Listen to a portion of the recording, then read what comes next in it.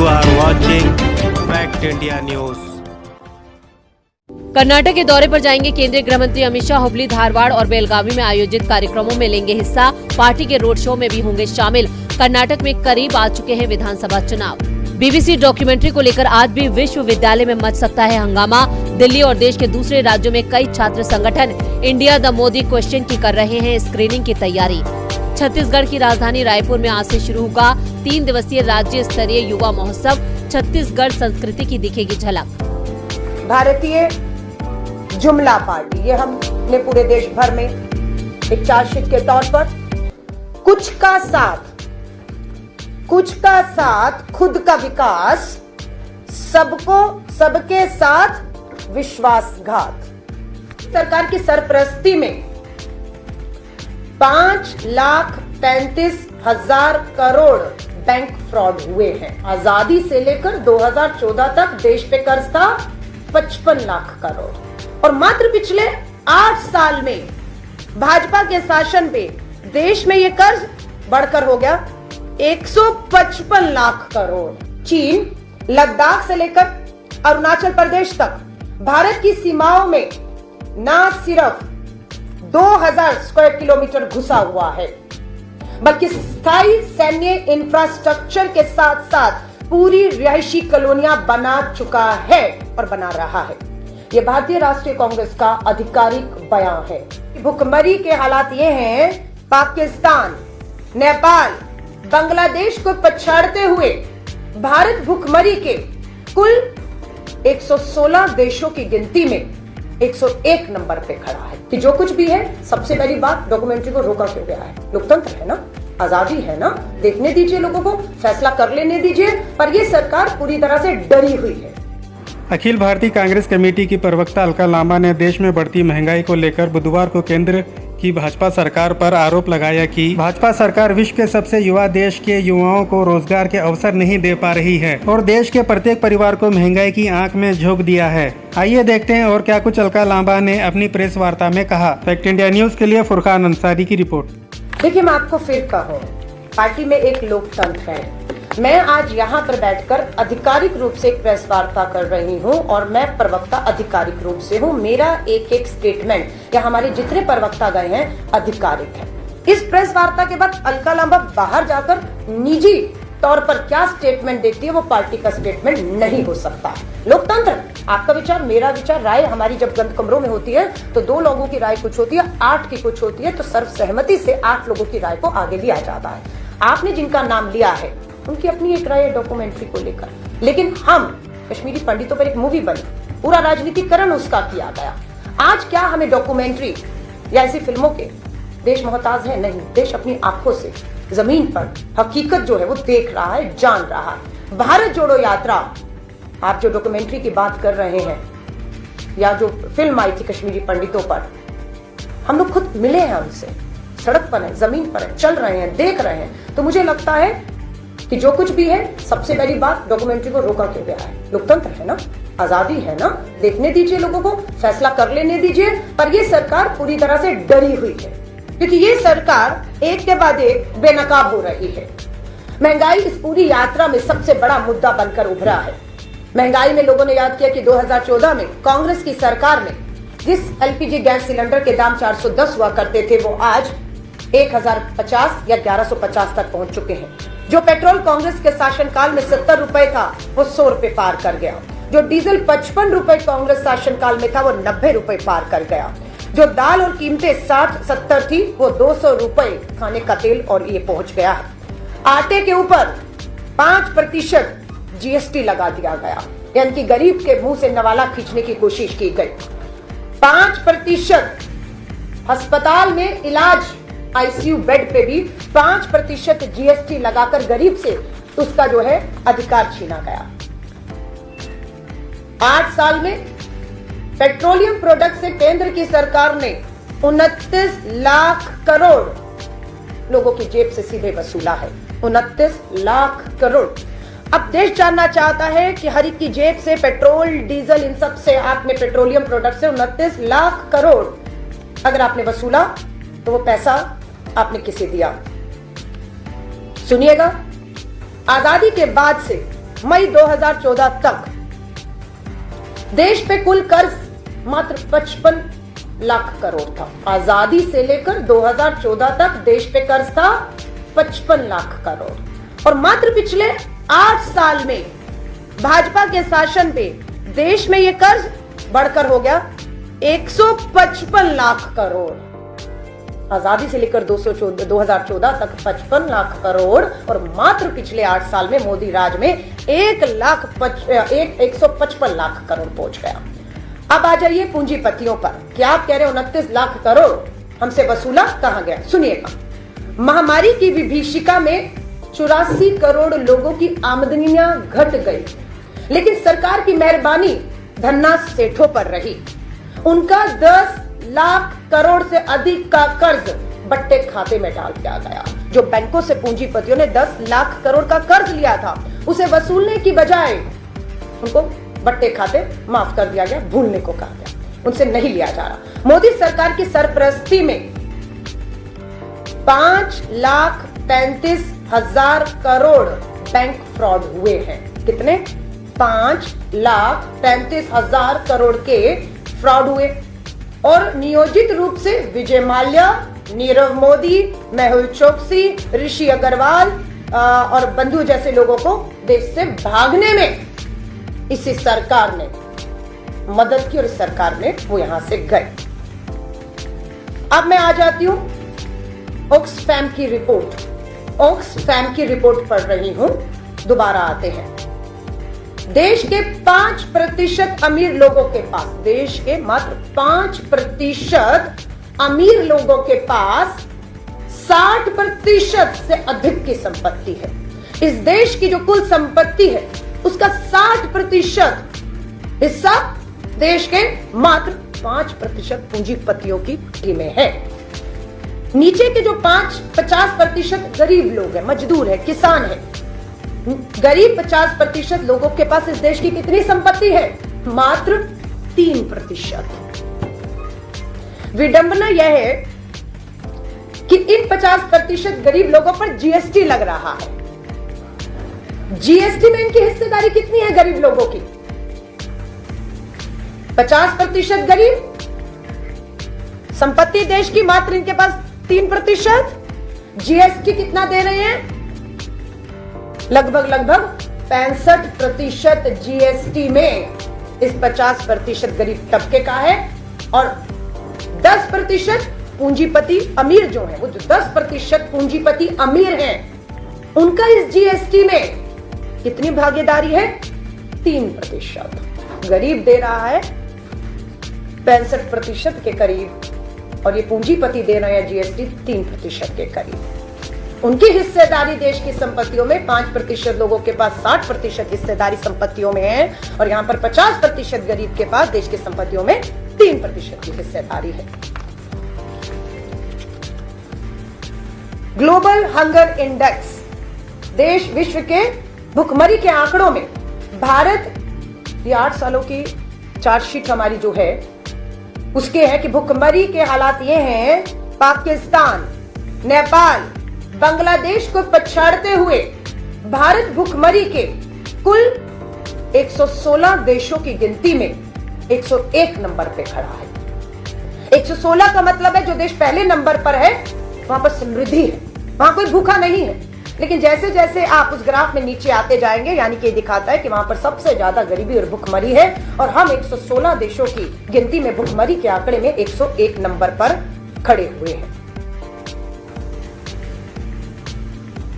Oxfam की report के मुताबिक कोरोना महामारी की विभीषिका में 100 बड़े पूंजीपति, जब कोरोना महामारी थी, तालेबंदी थी, लोग बेरोजगार हो रहे थे, भुखमरी की कगार पे चल रहे थे, तब क्या हो रहा था? मात्र देश के 140 करोड़ की आबादी में 100 पूंजीपति, 100 पूंजीपतियों की कमाई कितनी हुई?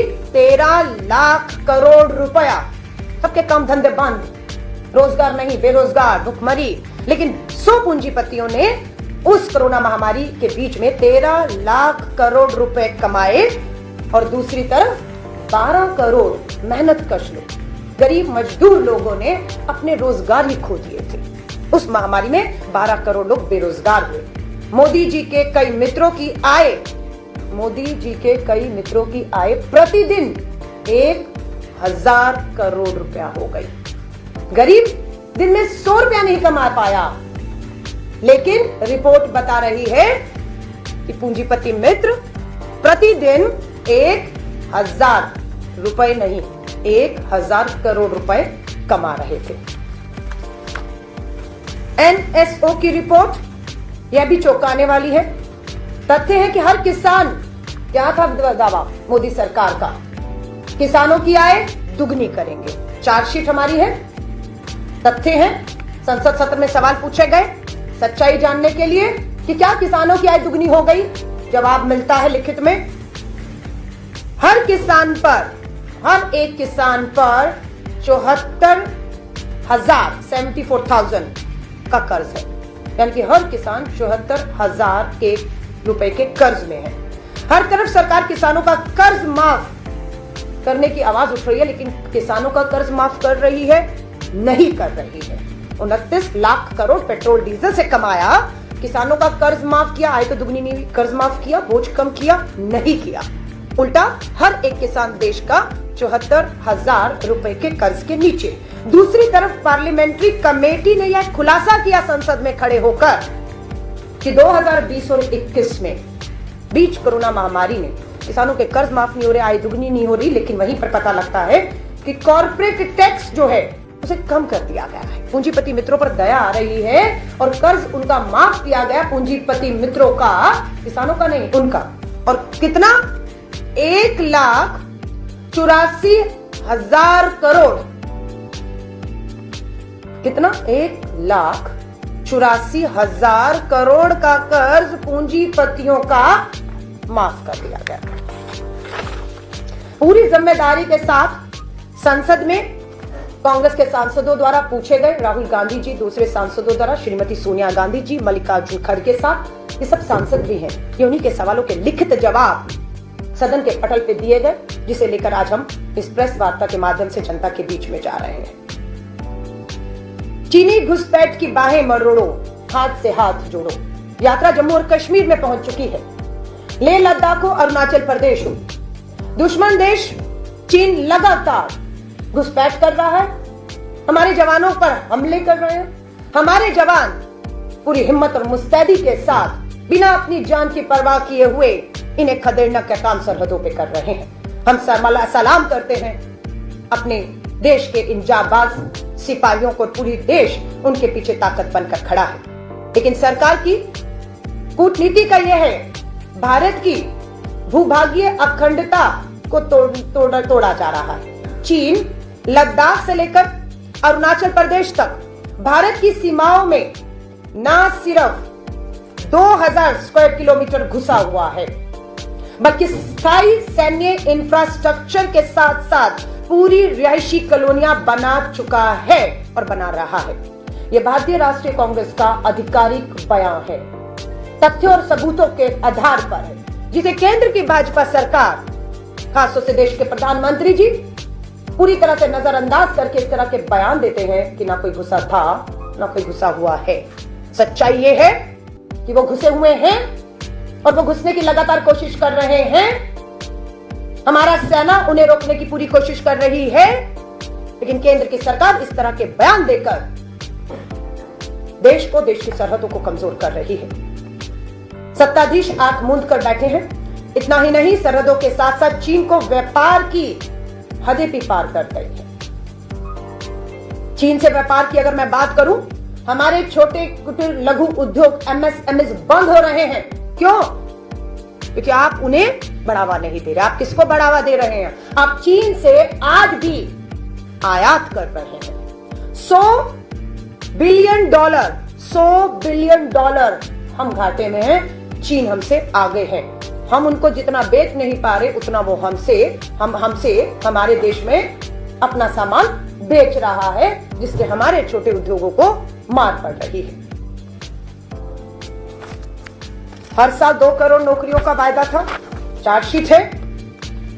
9 साल में 2 निम 18 करोड़। कितनी करोड़ नौकरियां?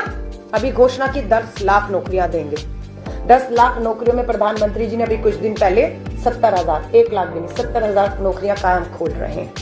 मैंने आपकी आज प्रेस वार्ता के माध्यम से एक एक आंकड़े को पूरी जिम्मेदारी के साथ आपके बीच में रखा है।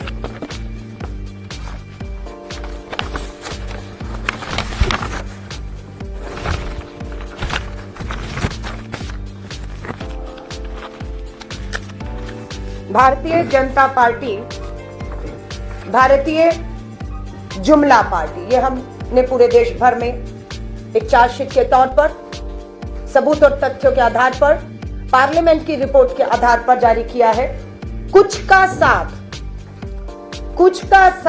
खुद का विकास, सबको सबके साथ विश्वासघात।